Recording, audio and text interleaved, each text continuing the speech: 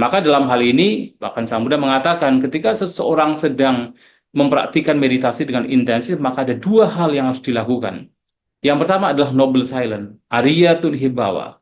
Noble silence. Noble silence adalah bagaimana seseorang diam melihat ke dalam batinnya untuk hanya untuk melenyapkan pikiran-pikiran yang buruk. Sementara yang baik-baik tentu dikembangkan, dan itu adalah noble silence. Ketika dia diam, memperhatikan batinnya untuk mengembangkan batinnya. Dan kalau kemudian ternyata harus berbicara, maka Samudra mengatakan seseorang harus berbicara yang berkenaan dengan dhamma atau dhamma kata. Jadi Ariyatun Hibawa, dia mulia, atau berbicara dhamma atau dhamma kata.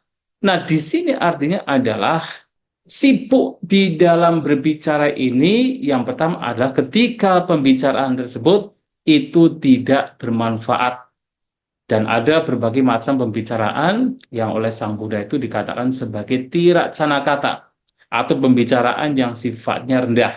Yang tentu ini rendah dalam konteks memang tidak membawa kepada perkembangan batin. Walaupun dalam konteks lain, pembicaraan ini juga sering dibicarakan. Tentu berguna untuk mereka. Seperti misalnya berbicara tentang pemerintahan, berbicara tentang politik, berbicara tentang harta kekayaan orang lain, berbicara tentang festival dan sebagainya, ya bagi mereka yang memang arah tujuannya ke sana, itu bermanfaat bagi mereka. Tetapi dalam konteks bermeditasi, dalam konteks olah batin, pembicaraan-pembicaraan yang sesungguhnya tidak membawa kepada pengembangan batin, itu harus dihindari.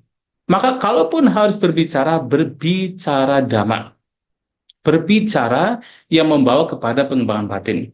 Bahkan ini pun juga dikatakan dalam kitab komentar, kalaupun berbicara dhamma, namun kalau dia berbicara terus ke sana kemari, itu juga akan mengganggu batinnya. Jadi walaupun itu pembicaraan berkenaan dengan dhamma sekalipun, kalau terus dibicarakan, tidak dibawa ke dalam batin, orang sibuk dalam bicara demikian, itu pun juga akan merintangi batin orang tersebut. Maka berbicara dhamma pun juga, walaupun itu penting, itu juga harus dibatasi. Tidak kemudian seharian itu bicara, sampai 2 hari, 3 hari, sampai 1 minggu berbicara. Tidak demikian. Nah, ada satu peristiwa pada zaman Sang Buddha yang terjadi di sebuah hutan bernama Gosingga, dalam khotbah Cula Gosingga Sutta. Nah, di sana ada 3 biku, ada Bante Anuruddha, kemudian ada Bante Nandia, dan 1 biku lainnya, yang mereka itu sudah mempraktikkan meditasi dengan intensif. Dan barangkali ini juga menjadi satu keteladanan yang bisa kita lakukan, terutama ketika bermeditasi yang memang lebih intensif, di mana 3 Bante ini ketika bermeditasi yang intensif, mereka itu betul-betul mempraktikkan noble silence. Dan kalaupun mereka berbicara itu hanya 5 hari sekali. Jadi setelah 5 hari, pada malam hari sampai pagi, mereka berdiskusi dhamma. Dan selebihnya mereka hanya mempraktikkan meditasi melihat ke dalam batinnya.